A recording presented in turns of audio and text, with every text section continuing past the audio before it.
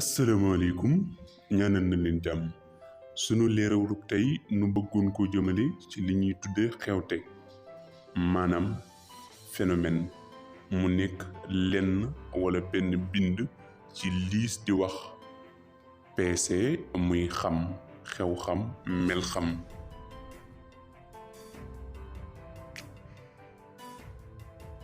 dal bi nag di xamtu TV te ñu jagleel ko xeeti xamtu yi maanaam matière scientifique yi tey jii dañu leen ci bëggoon a indil bind bi njëkk ci PC ñu di ko tuddi ci wolof xam maanaam tënk bi mooy xewxam ak melxam maanaam ci baataan xewxam mooy physique melxam mooy chimie bi nag mooy li njëkk maanaam ci ndorteel dañuy booleendoo ñaari xam-xam yépp mu nekk niki lenn laaj wala mani wenn laaj bu ñu demee nag ba ci sémbu njàngu ne wa ñu def li ñuy tudde ak jagu muy spécialisé wu ci benn ci laaj yooyu niki di jàng chimie dong wala di jàng physique dong muy melxam dong wala xewxam dong. li ñu leen di indil nag mooy sémbu yi njëkk ci njàngum Sénégal di sémbu 4e maanaam programme bu 4e boo ko déggee nag ba nu jàngal la ko ci saw làkk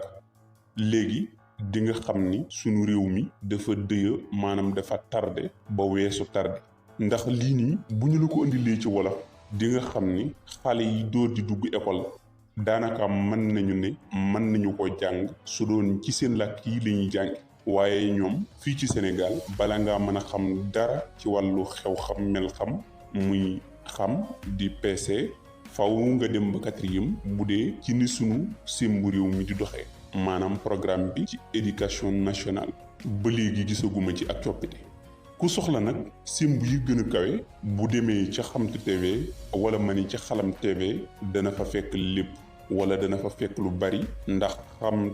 gi xalam TV doon yaatal ci wàllu xam muy PC daanaka dafa door rek dem ci sémbu ya gën a kawe.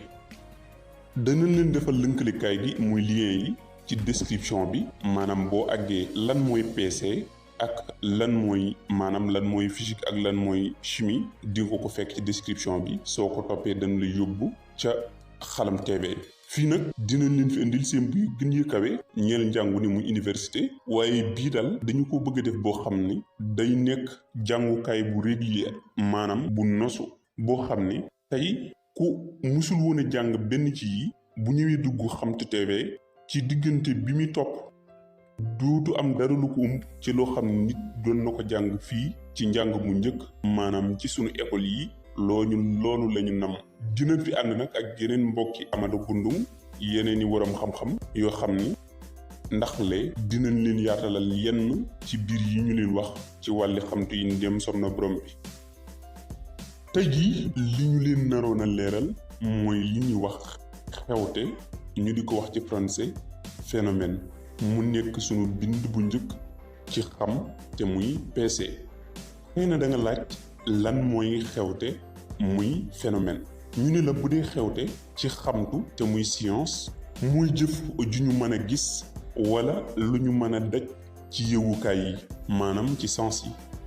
en science un phénomène est un fait observé ou perçu par les sens. bu dee nag ci tër wala ci làkku waxtaane wi mën na tekki jëf